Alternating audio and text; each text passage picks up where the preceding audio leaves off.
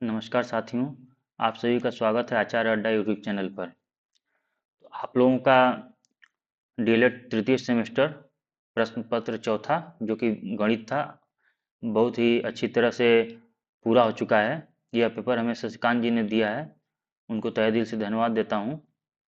आइए हम सभी इस पेपर के हल को देखते हैं। प्रश्न संख्या 1 है, दो संख्याओं का अनुपात 8 संबंधी 5 है। यदि छोटी संख्या 20 है तो बड़ी संख्या होगी। तो संबंधी का मतलब क्या होता है कि कोई भी कॉमन संख्या इन दोनों में से निकाला गया है। तो हम मान लेते हैं वह कॉमन संख्या x है। तो पहला संख्या क्या हो गया, 8x हो गया, दूसरा संख्या 5x हो गया। छोटी संख्या 5x है। यहाँ पे छोटी संख्या कितना दिया, 20 दिया है, तो 5x किसके बराबर हो जाएगा, 20 के बराबर हो जाएगा। तो यहाँ पर x का कितना मान आ जाएगा, 5 का 20, x का मान 4 आ गया। तो 8x निकालना है हमें, बड़ी संख्या निकालना है, तो 8 गुणे 4, 8 चौका 32, मतलब इसका उत्तर हो जाएगा 32 है। अगला क्वेश्चन है, एक घन का संपूर्ण पृष्ठ 864 वर्ग सेंटीमीटर है। घन को के कोर की लंबाई होगी। तो हमें मालूम है घन के संपूर्ण पृष्ठ का क्षेत्रफल होता है 6a² अर्थात 6 गुणे भुजाई स्क्वायर। ये कितना दिया हुआ, 864। इसे हम 6 से काटते हैं, 6 कम 6 बचा 2, 26 हो गया, 6 चौके 24, फिर बचा 2, 24 हो गया, 6 चौके 24। तो ए स्क्वायर बराबर कितना आ गया, 144। तो ए बराबर कितना आ जाएगा, 12, क्योंकि दोनों का हम वर्गमूल लिए हैं। तो 12 आ गया। पूछ रहा है घन के कोर की लंबाई, यही है आपके घन के कोर की लंबाई, इसका उत्तर हो जाएगा 12 सेंटीमीटर, ऑप्शन नंबर 1। अगला क्वेश्चन है, दीर्घ वृत्त खंड का कोण होगा। तो दीर्घ वृत्त खंड का कोण होता है अधिक कोण, जो कि 180 डिग्री से अधिक होता है। आइए अगले क्वेश्चन की तरफ बढ़ते हैं। 27 के घाते 2/3 का मान होगा, तो आइए इसे हल करते हैं। 27 के घाते 2/3, इसे हम लिख सकते हैं 3 के घाते 3 के कोष्टक बंद, ऊपर से घाते 2/3। अब इसे हम कोष्टक को खोलेंगे तो 3 के घाते 3 गुणे 2/3, ये 3 3 कट गया, ये 3 के ऊपर कितना हो गया, स्क्वायर हो गया, तो 3 3 के 9। इसका उत्तर कितना हो जाएगा हमारा, 9। आइए अगले क्वेश्चन की तरफ बढ़ते हैं। प्रश्न संख्या 5 कह रहा है, प्रश्न संख्या 5 में कि 25a² - 4b² का गुणनखंड होगा। तो इसे हम इस तरह से भी लिख सकते हैं, 5a का होल स्क्वायर माइनस 2b का होल स्क्वायर। ठीक, क्योंकि 5a के होल स्क्वायर करेंगे तो 25a² बन जाएगा, और 2b के होल स्क्वायर करेंगे तो 4b² हो जाएगा। तो अब ये क्या हो गया, ये a² - b² के फार्मूले में आ गया। हमें मालूम कि a² - b² बराबर होता है a - b और a + b। तो इसी तरह हम खोल देंगे, a² - b², तो यहाँ पर हो जाएगा 5a - 2b, और दूसरे कोष्टक में हो जाएगा 5a + 2b। यही उत्तर होगा। हम देखते हैं कहाँ, ये है, ये 5a + 2b और 5a - 2b। आइए अतिलघुत्तरीय प्रश्न की तरफ बढ़ते हैं। प्रश्न संख्या 6 करा, यदि log a के पावर 3x + 2, इसी तरह log a पावर 81, तो x का मान ज्ञात करना है। तो आइए हम लगाते हैं इसे, log a आधार a है, पावर में 3x + 2 है, बराबर log Aadhaar a base a के पावर 81 है। जब log में बेस समान होता है तो पावर इक्वल हो जाता है। तो आइए हम इसे 3x + 2 = 81 लिख दिए। 3x + 2, 81 को हम 3 बेस पर पावर लिखते हैं, कितना हो जाएगा, 3 3 9 3 27 3 81, मतलब 3 के पावर 4। अब यहाँ पर बेस समान है तो पावर को हम इक्वल कर सकते हैं। तो x + 2 बराबर 4, तो x बराबर 4 में ये 2 इधर प्लस इधर जाएगा तो माइनस हो जाएगा। तो 4 - 2 बराबर 2, मतलब x का मान आ जाएगा कितना, 2 आ जाएगा। इसका उत्तर 2 हो जाएगा। अगला क्वेश्चन है, आइए इन सभी को मिटा देते हैं कि साफ दिखे। अगला क्वेश्चन है, यदि a बराबर 4 6 8 10 तथा b बराबर 1 2 4 6, तो a इंटरसेक्शन b तथा a यूनियन b का मान ज्ञात कीजिए। तो हमें मालूम है a इंटरसेक्शन b में जो दोनों में पद जो कॉमन होगा वहीं ए इंटरसेक्शन बी होता है। तो आइए देखते हैं इसमें कॉमन क्या है, 4 6 8 10, 1 2 4 6, क्या कॉमन है, 4 6 कॉमन है। तो ए इंटरसेक्शन बी क्या हो जाएगा, 4 6। ठीक, अब आइए ए यूनियन बी देखते हैं। ए यूनियन बी में होता है कि आपका ए और बी में से सभी पद होंगे कम से कम एक बार। ए यूनियन बी में दोनों का सभी पद होगा, लेकिन कम से कम एक बार होना चाहिए, एक बार से ज्यादा नहीं। तो आइए हम देखते हैं, जैसे कि ए और बी में 4 6 8 10, 1 2 4 6, यहाँ पर 4 6 दोनों में दो बार आया है, तो हम इसे एक बार ही लिखेंगे।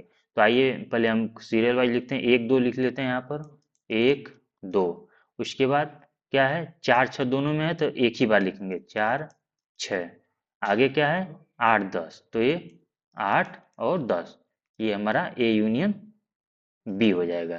ठीक, आइए अगले क्वेश्चन की तरफ बढ़ते हैं। प्रश्न संख्या 8 करा, दिए गए चित्र में ओ वृत्त का केंद्र है यदि एंगल ओबीसी 30 डिग्री, ये ओ वृत्त का केंद्र है और ओ बी सी दिया है 30 डिग्री, तो पूछ रहा है बी ए सी का मान ज्ञात कीजिए। बी ए सी मतलब ये वाला एंगल हमें ज्ञात करना है। अब यहाँ पर हम देख रहे हैं कि यह सर्कल है, सर्कल में यह दिया हुआ है त्रिभुज। अब ये देखिए, और दूसरा त्रिभुज ये है। ठीक, एक, तो इस त्रिभुज में ओ बी सी त्रिभुज में आपका ओ बी और ओ सी दोनों साइड इक्वल होंगे। क्यों इक्वल होंगे, क्योंकि यह सर्किल का रेडियस है, त्रिज्या है। तो जब दोनों साइड इक्वल हैं तो इसके द्वारा बनाया गया एंगल भी इक्वल होगा। जैसे कि इसके द्वारा बनाया गया एंगल ये 30 डिग्री, तो इसी तरह इसके द्वारा बनाया गया ये भी एंगल 30 डिग्री हो जाएगा। ठीक, अब हमें मालूम है कि त्रिभुज के कोणों का योग 180 होता है, तो 30 30 60, 60 डिग्री हो गया, तो ये कितना हो जाएगा, 120 डिग्री। कितना हो जाएगा, 120 डिग्री। अब हमें मालूम है किसी भी कार्ड से, सर्किल के किसी भी पार्ट के कार्ड से अगर केंद्र पर जो एंगल बनता है, अगर उसी कार्ड से उसके परिधि पर एंगल बनेगा तो उसका आधा होगा। तो ये 120 है, तो इसी से यहाँ पर बन रहा है, तो ये कितना हो जाएगा, 60 डिग्री हो जाएगा। ठीक, आइए अगले क्वेश्चन की तरफ बढ़ते हैं। प्रश्न संख्या 9, प्रश्न संख्या 9 कर रहा है कितने समय में रुपया 500 का 5% वार्षिक ब्याज की दर से मिश्र धन 575 रुपया हो जाएगा। तो यहाँ मिश्र धन 575 है, तो ब्याज कितना हो जाएगा, मूलधन 500 है तो ब्याज हो जाएगा 75। तो इससे हम निकाल सकते हैं। सिंपल इंटरेस्ट का फार्मूला होता है पी गुणे आर गुणे टी बटा 100। यहाँ पर एसआई हमें सिंपल इंटरेस्ट ब्याज मिल गया 75, प्रिंसिपल हमें 500 ये दिया हुआ है, दर है 5%, समय पूछा तो समय को टी रहने दीजिए बटा 100। 2 शून्य से 2 शून्य कट गया, और इस 5 से हम इस 75 काटेंगे तो 25 बार में कटेगा, और इस 5 से हम इस 25 को काटेंगे तो 5 बार में कटेगा। मतलब टी का मान आ जाएगा कितना, 5 साल। तो ये हो जाएगा 5 साल में 575 रुपया होगा। आइए अगले क्वेश्चन की तरफ बढ़ते हैं, प्रश्न संख्या 10 की तरफ। इसके पहले हम इसे मिटाते हैं जिससे क्लियर दिखता रहे हमें। प्रश्न संख्या 10 को हम देखते हैं। करा कि यदि x प्लस 1/x बराबर 9 है तो x square plus 1/x square का मान ज्ञात कीजिए। तो यहाँ पर हमें स्क्वायर पूछा है, तो हमें क्या करना, सिंपल कुछ नहीं करना है, बस दोनों साइड का स्क्वायर हम कर देते हैं। तो x प्लस 1/x बराबर कितना दिया, 9 दिया, हम दोनों साइड को स्क्वायर कर देते हैं। तो इसका स्क्वायर करेंगे तो x square plus 1/x square plus 2 into पहला पद गुणे दूसरा पद होता है, तो x इंटू 1/x, और 9 का स्क्वायर कितना होता है, 81 होता है। x से x कट गया, यहाँ पर x square plus 1/x square plus 2 बराबर 81 हो गया। तो यहाँ पर हम निकाल सकते हैं x square plus 1/x square, ये प्लस 2 उधर जाएगा तो -2 हो जाएगा, तो 81 में से 2 गया, कितना बचा, 79। तो x square plus 1/x square का मान कितना आ जाएगा, 79। ठीक, आइए अगले क्वेश्चन की तरफ बढ़ते हैं। प्रश्न संख्या 11, इसके पहले हम इसको मिटाते हैं, डिलीट करते हैं। आइए प्रश्न संख्या 11 देखते हैं। निम्नलिखित आंकड़ों की माध्यिका ज्ञात कीजिए। तो माध्यिका ज्ञात करने के लिए सबसे पहले हम इसे उन पदों को क्रम वाइज में हम सजाते हैं, लिखते हैं। या तो आप बढ़ते क्रम में लिखिए चाहे घटते क्रम में लिखते हैं। तो आइए हम इसे बढ़ते क्रम में लिखें। तो पहले 2 4, उसके बाद 7 7 8। तो आइए हम लिखते हैं 2 4 7 7 8। ये हो गया 2 4 7 7 8। अब क्या बचा हमारा? 12 15 20 24। 12 15 20 24, ठीक। तो आइए पहले हम इसे गिनते हैं, क्योंकि हमें मालूम है माध्यिका ज्ञात करने के लिए अगर संख्या पद ऑड नंबर हो, विषम हो, तो उसके हम n प्लस 1 में संख्या को उसका हम माध्यिका बताते हैं। अगर संख्या आपका सम हो, इवन हो, तो उसका हम n/2 प्लस n+1/2 पद का बताते हैं। तो आइए यहाँ पर हम देखते हैं। ये है जी 1 2 3 4 5 6 7 8 9। इसमें कुल 9 पद हैं, मतलब n+1वां पद आपका माध्यिका होगा। तो आइए n+9 है तो n+1/2 पद। तो यहाँ पर 9 है तो मतलब 9 + 1, 9 + 1 बटा 2, मतलब 10/2, मतलब 5वां पद यहाँ माध्यिका होगा। तो ये देखते हैं 1 2 3 4 5, यह पद माध्यिका होगा। तो इसका माध्यिका कितना आ जाएगा? 8 आ जाएगा। आइए अब हम प्रश्न संख्या 12 की तरफ बढ़ते हैं। इसके पहले सब डिलीट कर देते हैं। प्रश्न संख्या 12 है, कह रहा है कि 4 सेंटीमीटर त्रिज्या का एक वृत्त खींचिए। इस वृत्त के केंद्र से 8 सेंटीमीटर की दूरी पर स्थित बिंदु से वृत्त पर स्पर्श रेखा खींचिए। रचना भी लिखिए। इसमें कुछ नहीं करना है, इसमें आपको एक वृत्त बनाना है। एक वृत्त बनाना है, मान लीजिए ये 4 सेंटीमीटर का त्रिज्या का है, ये 4 सेंटीमीटर मान लेते हैं हम। और कह रहा है कि वृत्त के केंद्र से 8 सेंटीमीटर दूरी पर स्थित बिंदु से वृत्त पर स्पर्श रेखा खींचिए। तो वृत्त के केंद्र से 8 सेंटीमीटर दूरी बोल रहा है, तो हम मान लेते हैं कि ये तो 4 सेंटीमीटर हो गया, और 4 सेंटीमीटर और बढ़ा लेते हैं, ये हो गया। अब यहाँ से आपको स्पर्श रेखा खींचना है। एक ये स्पर्श रेखा हो गया और एक ये स्पर्श रेखा हो गया। इसी को बनाकर उसके बाद आप सभी को लिख देना है कि क्या क्या आपने किया। ठीक। आइए अगले क्वेश्चन की तरफ बढ़ते हैं। प्रश्न संख्या 13 कह रहा है एक दीवार को 12 मजदूर 10 दिनों में बना सकते हैं, तो उसी दीवार को कितने मजदूर 6 दिन में बना लेंगे? तो यह ऐकिक नियम के आधार से लगा सकते हैं। आइए देखते हैं। कह रहा है कि कितने मजदूर 6 दिन में बना लेंगे। ठीक। तो क्या है, 10 दिन में कितने मजदूर बना रहे हैं? 12 मजदूर बना रहे हैं। तो एक दिन में कितने मजदूर बनाएंगे? तो जब समय कम है तो मजदूर कितना लेंगे? ये है दिन और ये है मजदूर। जब समय कम है तो मजदूर ज़्यादा लगेंगे, मतलब गुणा होगा। तो 12 गुणे 10 कितना? 120 हो गया। 120 मजदूर, मतलब एक दिन में 120 मजदूर लगेंगे तब जाके बनेगा। अब कह रहा है कि उस दीवार को कितने मजदूर 6 दिन में बना लेंगे। तो हमें 6 दिन में दिया है कितने मजदूर बना लेंगे। तब क्या हो, दिन यहाँ पर बढ़ गया तो आज मजदूर की संख्या कम होगी, तो यहाँ भाग हो जाएगा। तो 12 गुणे 10/6, 6 दूना के 12, दो दहा में 20, मतलब कुल मिलाकर 20 मजदूर इसे 6 दिन में बना लेंगे। इसका उत्तर आ जाएगा 20। आइए अगले क्वेश्चन की तरफ बढ़ते हैं। प्रश्न संख्या 14, इसके पहले इसे हम डिलीट करते हैं। हाँ, प्रश्न संख्या 14, निम्नलिखित आंकड़ों का समांतर माध्य 16.9 है, तो x का मान बताइए। ठीक। तो समांतर माध्य ज्ञात करने के लिए हमें मालूम है कि इन सभी का आपस में गुणा किया जाता है। फिर गुणा करके फिर सबको जोड़कर फिर इसके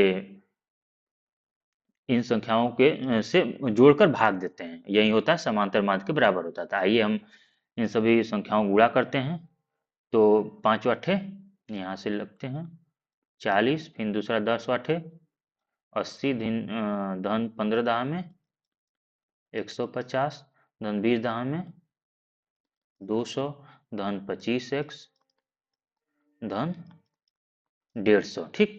ये हो गया मेरा कुल योग। अब बटा, अब ये संख्या को जोड़ना है। तो यहाँ पर हम जोड़ेंगे, कितना आ जाएगा? 8 8 16, 16 10 26, 26 10 36, 36 5 41, 41 और धन x, इसके बराबर कितना दिया है? 16.9। क्या दिया है? 16.9। अब आइए इसको हम टोटल को जोड़ेंगे तो हमारा आ जाएगा 620 प्लस 25x।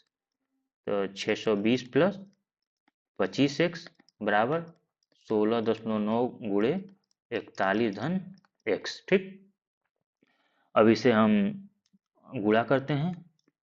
620 धन 25x बराबर 16.9 गुणे 41 करेंगे तो आ जाएगा 692.9। 692.9 धन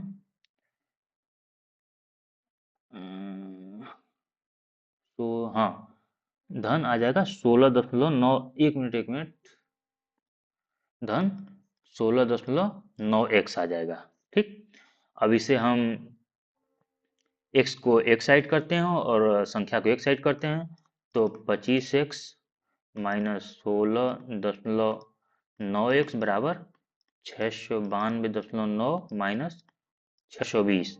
इसे घटाएंगे तो हमारा आ जाएगा 8.1x बराबर 72.9। तो यहाँ काटेंगे तो x बराबर 9 आ जाएगा। तो इसका उत्तर हो जाएगा कितना, आपका प्रश्न संख्या 14 का उत्तर हो जाएगा 9। आइए इसके अगले क्वेश्चन देखते हैं। इसके पहले हम इसे मिटाते हैं। प्रश्न संख्या 15 कह रहा है एक कमरे की लंबाई चौड़ाई और ऊंचाई क्रमशः 3.5 मीटर, 3 मीटर तथा 3 मीटर है। इसकी चारों दीवारों पर ₹15 प्रति वर्ग मीटर की दर से सफेदी कराने का व्यय ज्ञात कीजिए। ठीक, तो हमें मालूम है कि चारों दीवारों का क्षेत्रफल होता है 2h कोष्टक में l प्लस बी। यह फार्मूला होता है चारों दीवारों के क्षेत्रफल का। तो आइए हम पहले चारों दीवारों के क्षेत्रफल को ज्ञात करते हैं। 2h का मान कितना है, यहाँ पर 3 है, और l प्लस बी तो 3.5 प्लस 3, यहाँ पर 2 3 6 और 3.5 धन 3 कितना हो जाएगा गुणे 6.5। तो यहाँ पर हम गुणा करें 6 30 के 0 हाथ में आया 3 6 36 3 39। ये 39 वर्ग मीटर हमारा क्षेत्रफल आ गया। अब कह रहा है कि 15 वर्ग मीटर के दर से सफेदी कराने का कितना खर्च आएगा। तो इसमें हम 15 गुणा कर देंगे तो 39 गुणे 15 तो 15 9 135 के 5 हासिल लगाए 13, 15 3 45, 45 3 48 10 58। तो इसका उत्तर आ जाएगा 585, मतलब टोटल 585 रुपये खर्च लगेंगे इस दीवार को पेंट कराने के लिए। आइए प्रश्न संख्या 16 देखते हैं। इसके पहले हम इसे डिलीट करते हैं। प्रश्न संख्या 16 करा है निम्नलिखित को पूर्ण वर्ग बनाकर गुणनखंड कीजिए। तो यह है x square plus 18x plus 77। अब यहाँ पर हम देख रहे हैं ये 18x है।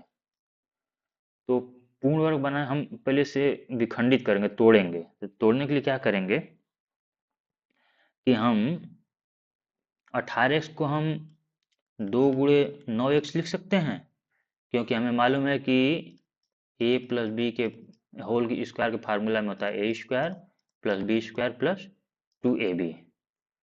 तो एक पद तो हमें मालूम ही है x है, तो x निकल गया और हम इसमें से पहले 2 कॉमन ले लेते हैं। तो x हमें पता चल गया, 2 पता है, 2x हो गया। अब 18x है तो इसका मतलब कि 9 बचा, तो 2 गुणे 9x करते हैं। मतलब एक तरह से ये 9 का स्क्वायर, क्योंकि ये b का स्क्वायर, 9 का स्क्वायर हमें जोड़ना है इसमें, और जितना जोड़ेंगे उतना ही घटाएंगे, तो किसी भी इक्वेशन में कोई अंतर नहीं आता है। प्लस 77 है तो हम इसे 9 का स्क्वायर मतलब 81 जोड़ देते हैं और 81 घटा देते हैं। ठीक, तो यहाँ से हमारा x square plus 18x plus 81, ये x प्लस 9 का होल स्क्वायर हो जाएगा, x प्लस 9 का होल स्क्वायर, और यहाँ से प्लस 77 माइनस 81, ये कितना बच जाएगा -4। इससे हम लिख सकते हैं x प्लस 9 का होल स्क्वायर माइनस 2 का होल स्क्वायर। अब ये क्या है, ए स्क्वायर माइनस बी स्क्वायर के फॉर्मेट में है। तो इसका हम सभी को मालूम है कि इसे खोल दें तो a प्लस बी और a माइनस बी इसका गुणनखंड होता है, तो उसी तरह हम लिख देते हैं। तो x प्लस 9 प्लस 2 और दूसरा हो जाएगा x प्लस 9 माइनस 2। अब इसे 9 2 11, x प्लस 11 हो जाएगा, और 9 में से 2 गया 7, x प्लस 7 हो जाएगा। तो यह मेरा इसका गुणनखंड हो जाएगा। तो इसका गुणनखंड हो जाएगा x प्लस 11 और x प्लस 7। ठीक, आइए अगले क्वेश्चन को देखते हैं, प्रश्न संख्या 17। उसके पहले हम इसे डिलीट करते हैं। प्रश्न संख्या 17, एक किसान ने खेती करने के लिए 12.5% वार्षिक चक्रवृद्धि ब्याज की दर से कितना इकाई, दहाई, सैकड़ा, हजार, 10,000, लाख, 1,60,000 बैंक से ऋण लिया। 2 वर्ष बाद उसने पूरा ऋण एक मुश्त बैंक को जमा कर दिया। जमा की गई धनराशि की गणना कीजिए। ठीक, कह रहा है कि किसान ने खेती करने के लिए 12.5% चक्रवृद्धि ब्याज की दर से 1,60,000 बैंक से ऋण लिया। 2 वर्ष बाद उसने पूरा ऋण एक मुश्त बैंक को जमा कर दिया। जमा की गई धनराशि की गणना कीजिए। तो वह धनराशि आइए हम ज्ञात करते हैं। तो वह धनराशि क्या हो जाएगा, मिश्रधन हो जाएगा। तो हमें मालूम है चक्रवृद्धि ब्याज में ए बराबर होता है P1+R/100 के पावर n, ये n टाइम होता है। तो आइए, P कितना दिया है, प्रिंसिपल 1,60,000, इकाई, दहाई, सैकड़ा, हजार, 10,000, लाख, 1,60,000, 1+ दर कितना दिया है 12.5%, इसको हम लिख सकते हैं बाद में 24, 25/2%।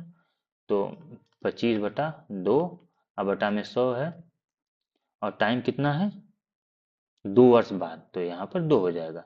हम यहाँ पर इसे काटते हैं, 25 चौका 100, 4 दूना के 8, ये 2 गुणे 4, 4 दूना के 8, तो 1/8 हो जाएगा। तो 8 एक कम 8, 1 9, 9/8 ये हो जाएगा। तो 1 2 3 4 ये हो गया 9/8 गुणे, क्योंकि स्क्वायर है तो 2 बार 9/8 हो गया। अब आइए इसे काटते हैं, 8 दूना के 16, 1 2 3 4, फिर 8 से फिर से काटते हैं। तो 8 दूना के 16, 4 बचा, 8 बचे 40, ठीक, 2,500 गुणे 9 मतलब कि 2,500 गुणे 81। इसे हम गुणा करते हैं तो ये तो डबल शून्य आ ही जाएगा। 25 से कम 25 के 5 हासिल लगा 2, और 25 8 200, 202, मतलब आपका इकाई, दहाई, सैकड़ा, हजार, 10,000, लाख, 2,02,500 टोटल उसे जमा करना पड़ेगा। आइए अगले क्वेश्चन की तरफ बढ़ते हैं। प्रश्न संख्या 18, उसके पहले हम इसे डिलीट करते हैं। प्रश्न संख्या 18 कह रहा है, प्रश्न क्या 18 देखते हैं कि 15% के ₹200 मूल्य के शेयर बाजार में ₹220 में बिक रहे हैं।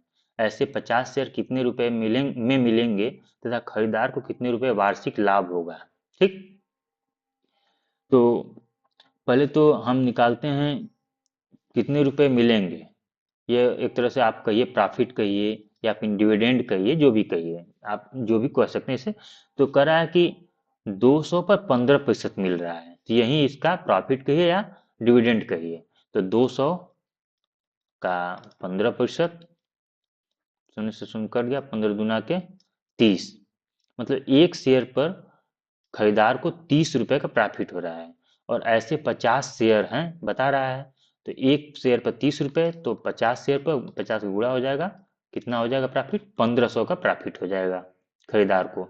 अब आगे कह रहा है तथा खरीदार को कितने रुपए, अच्छा ये तो लाभ हो गया इसका खरीदार का कि वार्षिक लाभ 1500 रुपए हो गए। अब ये कह रहा है कि ऐसे 50 शेयर कितने रुपए मिलेंगे। तो मार्केट प्राइस क्या है बाजार में, इसका प्राइस 220 रुपया है, और 50 शेयर खरीद रहा है, तो 220 गुणे 50।